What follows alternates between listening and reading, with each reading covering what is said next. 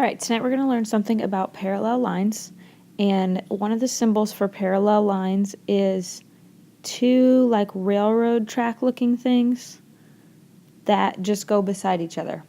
And you probably remember this from junior high, but parallel lines are two lines that are in the same plane and never cross. So what we're going to do with parallel lines today is we're going to write the slope of parallel lines, and we're going to write an equation of a parallel lines. Now really there's only one thing you need to know. Parallel lines, so I'm going to use my symbol for parallel lines, have the same slope. If they're never going to touch, then their rise and run needs to be exactly the same, so they have the same slope. And that's really all you need to know to do this worksheet. Everything else is something before. So let's look at example 1, which is number 1 on your worksheet. If I want to find a line that's parallel to this line here, what I need to know is I need to know the slope of this line in number 1. So remember, the slope is the number in front of x. So the parallel slope is going to be the same. So the slope of a line that's parallel is going to be -4/5, the same thing. Okay, let's look at the next one. This is number 2. If I want a line that's parallel to y equals 2x minus 1, I need it to have the same slope. So here's my slope. So my line that's parallel is going to have the same slope. So my parallel line is going to have a slope of 2. If you want to write slope of 2, that would be fine. Okay, now I'm going to jump down to number 5 because you should be able to do 3 and 4 pretty easily.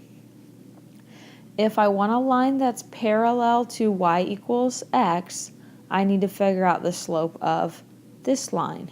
What is the slope of y equals x? Well, the slope is the coefficient in front of x, so in this case, the slope is 1. So now I have a point, -4, -3, and I have a slope, which is 1.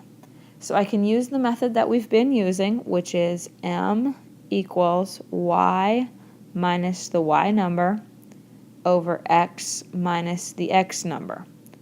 But I've had a lot of people that are really struggling with that, so I'm going to give you another option. It doesn't mean you have to use this option. It's another formula that you have to figure out how to use, but it will always work. So there's a formula called point slope, and it is y minus the y number equals m parentheses x minus the x number. And you'll notice that all this equation is this x minus the x number. They just multiplied it to get it out on the other side. So it's the same equation, it's just another variation of it.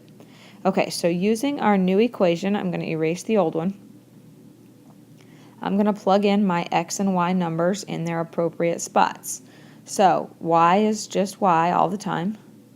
The y number is -3. So y minus -3 becomes y plus 3.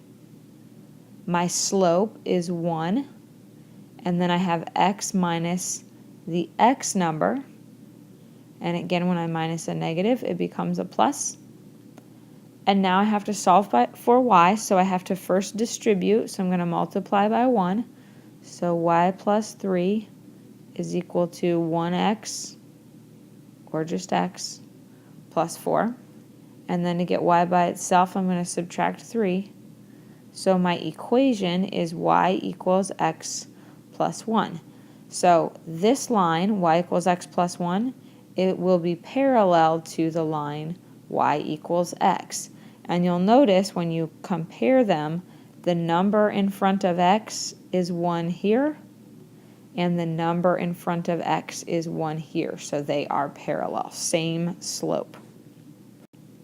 Okay, we'll do another example, and this is going to be number 7 on your paper, and I went out of order and chose this one because what is the slope of this line if there's not an x written? Well, the slope is 0. So let's think about it now. What kind of line has a slope of 0? Well, it's going to be a horizontal line. And so now I need to figure out what kind of line that will be. So I'm going to use the formula that I just showed you. Y minus your y number equals m times x minus your x number. And I'm going to plug in a 2 for my y number. So y minus 2 equals m, which is 0, times x minus your x number. Now what happens when I distribute the 0? Well, this whole side becomes 0, and that's okay.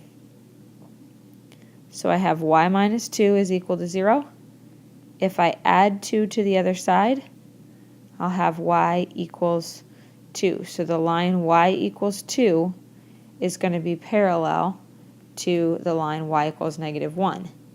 And ironically, let's think about this. So on a graph, if I were going to graph y equals -1, remember I'm going to go on the y-axis to the point -1, so maybe right here, and draw a horizontal line. And if I want to graph y equals 2, I would go up here and draw a line.